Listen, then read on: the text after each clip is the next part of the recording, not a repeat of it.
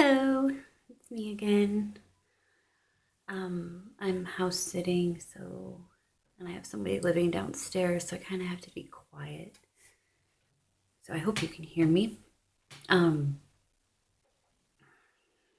It's been a while. Things have been pretty hectic in my life, and conveniently, I've been extremely busy.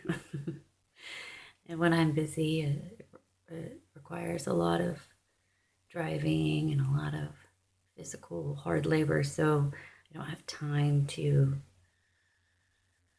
write stuff down, or I get really tired when I get home. So I'm sure laziness has something to do with it too, but it's been a while, so I have quite a bit to talk about, and I hope I have enough time on my phone today. If not, I can make another video. I want to talk about the Mandela effect. Now, I think the Lord has let the Mandela effect lid blow wide open because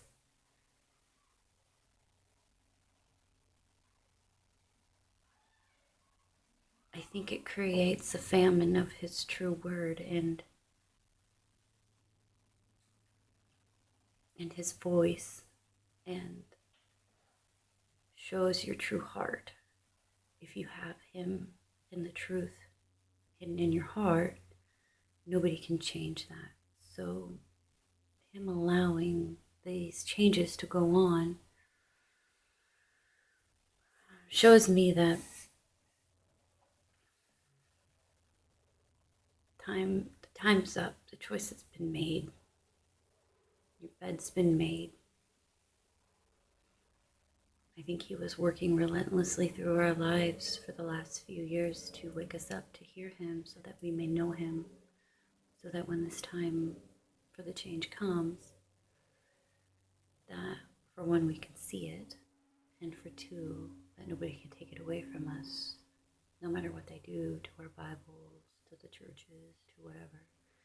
I think it's lining up for the New World Religion, the New World Order.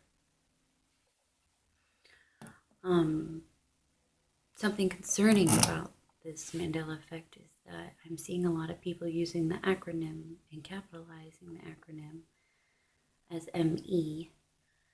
And people were doing that a while ago, and I didn't know who they were talking about. I was like, who is this ME? And that was just plain stupid for me to not realize that they were talking about the Mandela effect. But when I was ignorant in that, I thought to myself, wow, that's like a perverted version of I am, and I know that people are innocently capitalizing that acronym to distinguish between, the lowercase me and Mandela effect. I don't believe anybody's really doing it on purpose, but what it's been shown to me is that it's giving it power, it's giving it a name, and it's me. And that ties into the movie that I watched last night.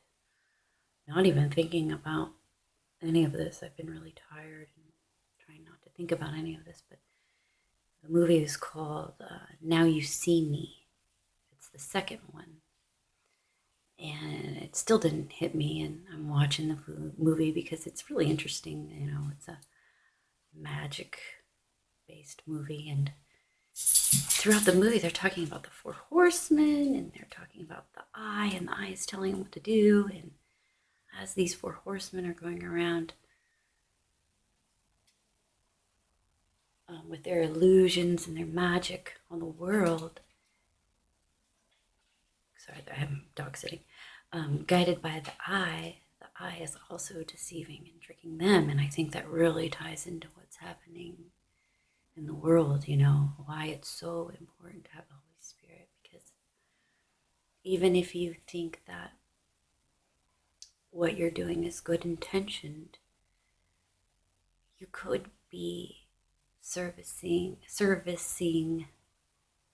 the bad guy if you don't follow direction and are obedient to the Holy Spirit. So it really comes down to black and white and what side you're on. So if you don't have the Holy Spirit, even if you're well-intentioned, you are really putting yourself in danger of following the program. Even if you think you can see the program. They are so far advanced. They are so many steps ahead of us. And I think that's why the Holy Spirit is so important, because you can't trick the Holy Spirit, and the Holy Spirit's not going to let you get tricked. So it really comes down to not leaning on your own understanding and leaning on the Holy Spirit. I was going to do a video about how people need to understand that it's not about who's right and who's wrong. It's about who has selfishness and pride versus those who are selfless with a changed heart. And that can only come through the gift of the Holy Spirit. So please look into all these things. It's really important. He keeps showing me exit signs. He keeps showing me wolf. Winston getting tricky. He's trying to get in here. Have him blocked out. You have to die to your own agendas. Even if your agendas seem innocent. I mean, if it's your agenda, it's still your agenda. I mean, remember when that